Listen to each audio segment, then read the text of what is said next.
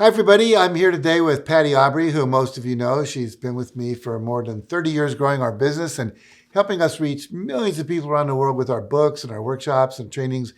Patty's also a New York Times bestselling author, as well as an incredible coach and teacher who's been co-leading workshops and coaching pros with me for the last several years. Hi, everyone. I'm excited to be here again with Jack and all of you, sharing our advice on how to achieve your goals and create a life you truly love.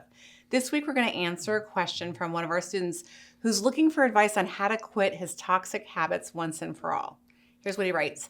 I want to get healthy, find love, and achieve my financial goals, but I keep getting in my own way. I eat too much unhealthy food, and I'm so overweight and out of shape. I drink too much alcohol. I push other people away and sabotage my own attempts to achieve success. How can you help me overcome 75 years of limiting beliefs and bad habits?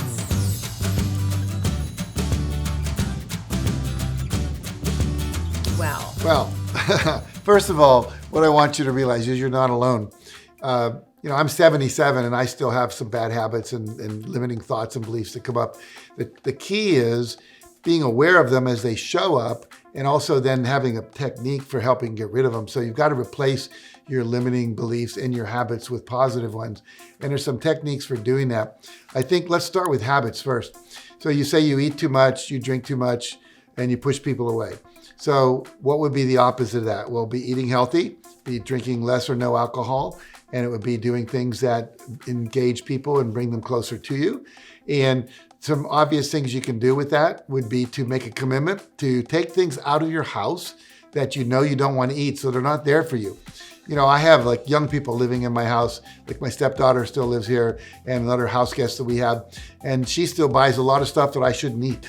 And so when I go into the pantry, it's there. I've gotten to the point where I can not eat it, but for months and months and months, it was there. And I actually had to put it in your room. I don't want to see it because if I see it, I'll grab it.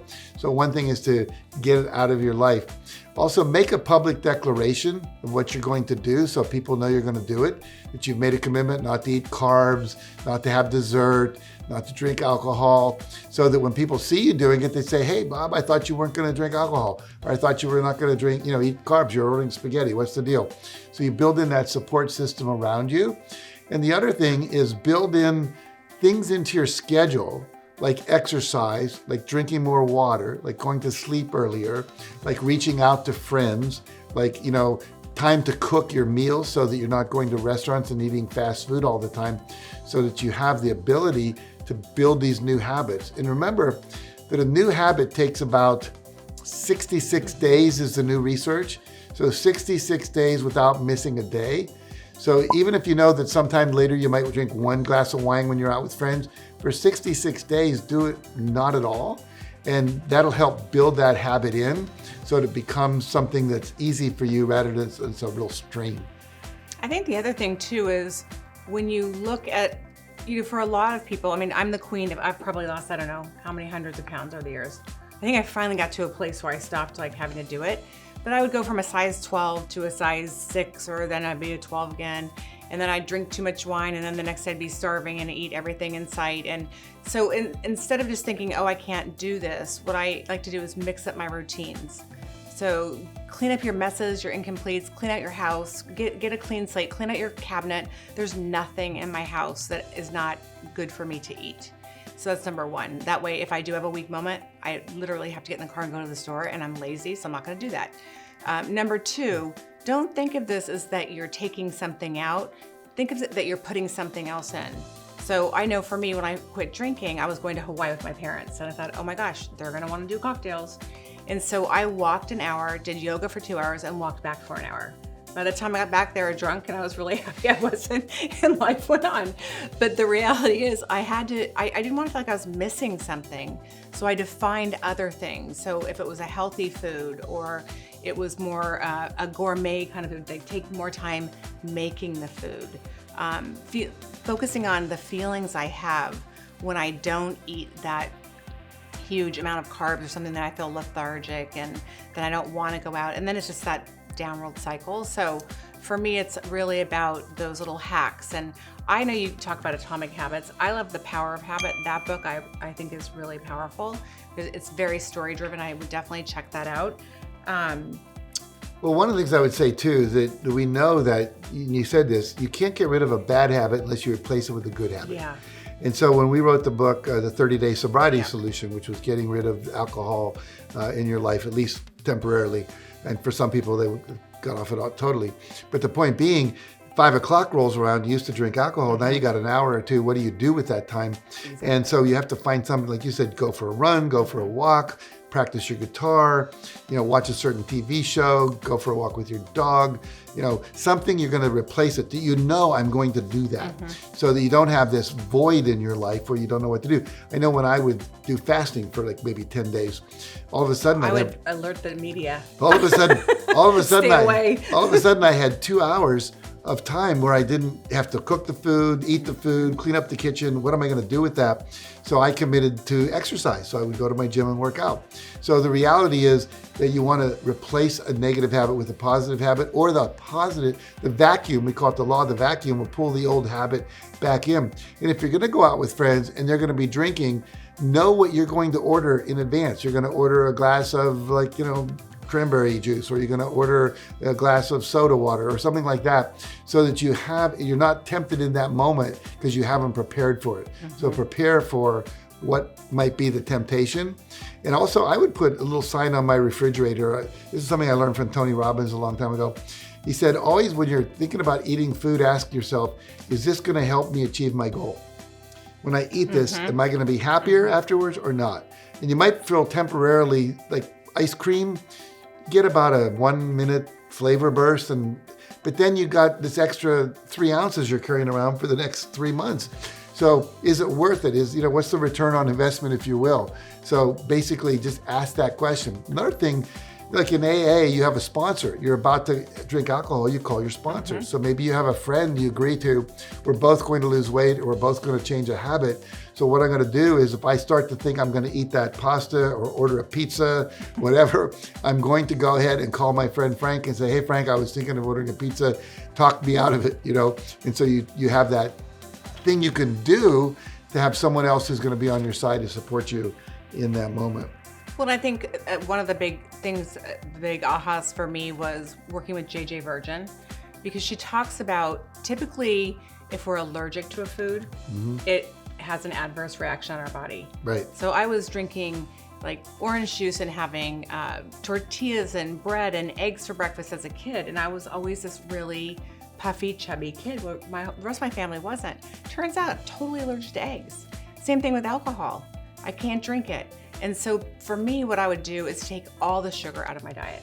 So if I'm gonna replace an alcoholic drink with a non-alcoholic, it's gonna be a Perrier, at least in the beginning. Today I'll drink a non-alcoholic beer or have a club soda with, cranberry or whatever it is. But in the beginning, I wanted to neutralize my system. And so it's really important to check out some of those different things like JJ Virgin, Mark Hyman. They're great with different. Yeah, they're experts about they that write kind about of stuff. Food and allergies and diet and what's good for you and what's not. I wanted to say one more thing. A couple of steps that you can take if you decide you want to change a habit. The first thing is to believe it's possible, to know, it doesn't matter how old you are, you can change your habits. Number 2, visualize what it's going to look like if you achieve it. What are you going to look like if you're looking younger because you're no longer, eating foods that are ruining your complexion? If you're, what you're going to look like if you're thinner, the clothes you're going to be able to fit into, people are going to say, hey, you look attractive, whatever. The fact that you can exercise more, you can go up and down the stairs without your breath coming, running out of air and so forth. So visualize what's the payoff for the new habit. We talked about the question about reaching out to friends, pushing friends away. One habit you might want to build is reflective listening. For years, I was always jumping in, having to be right, wanting to impress people, and people didn't like me so much because they never got to be heard. So one of the things you can do is practice reflective listening. Like, oh, so what I hear you saying is, if I understand it correctly, and you repeat back what they said, tell me more. And so you're now engaging in listening instead of pushing people away. And give up the need to be right. Because we have a wonderful quote in our work. Would you rather be right or happy? Exactly. Would you rather be right or rather be happy? And so if you're right all the time, you're probably going to ruin most of your relationships. So again, what's it going to look like? Visualize the other side of all this effort to change the habit. Have an affirmation. I'm so happy and grateful. I now weigh 120 pounds or less. Have an affirmation. I'm so happy and grateful that I'm now listening to people and having more friends. And then visualize doing the listening, doing the exercise, doing the habit of eating more consciously. Evening review. At the end of the day, before you go to bed, close your eyes and ask yourself, where could have I been a better friend today? Where could have I been more conscious about my weight today? Where could have I been more on purpose in terms of my new habits? And you'll find that answers will come up in your mind, memories, and then replay those events the way you would have liked to have if you'd have been more conscious. And that will actually put a little blueprint in your brain, your subconscious mind. So when you're in that same situation, you'll do it more effectively. And finally, I would just say, you can add in a second, but finally, just have an accountability partner like we talked about. Have someone that you're working with together on overcoming whatever it is that you want to do. And focus more on the feelings that you're going to have. Yes. And how amazing your brain's going to work, and how great your sleep will be, and how much more energy you'll have. Focus on those feelings, because that's what will get you to the other side. So if I feel fat, or I feel hungover, or I feel exhausted, it's not a good feeling. So what's the opposite of that? I want to feel just vibrant and beautiful and ready to tackle what's next. And so that's all really important, I think, at this stage of our lives, to make sure that we focus on why that healthy piece is more important for us to do bigger, better things than it is just to look a certain way. Yeah, always remember the why. And one final thing is keep score.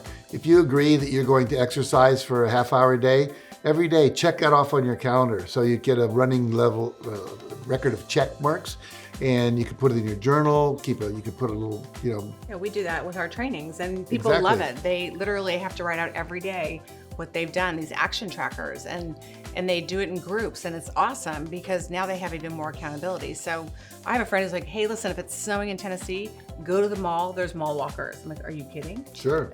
So there's somebody everywhere to Well, we've support done you. things in hotels where we've just walked up and down the hallway for an hour. Or the stairwells. In the stairwells, stairwells we've known and loved. All right, well, that's it for today, and thanks for watching. And again, what we'd like you to do is to leave a comment below. Maybe share one of your toxic or self-defeating habits that you have that you're ready to give up once and for all. And we'd love to see what you have to share. And remember, when you make a commitment publicly to a goal, it actually increases your chances of actually doing it. So make sure you do that. And if you found this video helpful, also make sure to like it, share it with a friend who may need it, and make sure to subscribe to this channel for more videos like this one. And if you'd like some additional tools and videos on how to form better habits, check out our resource page on our website at JackCanfieldOfficial.com. And thanks so much for watching, and have a great rest of your day.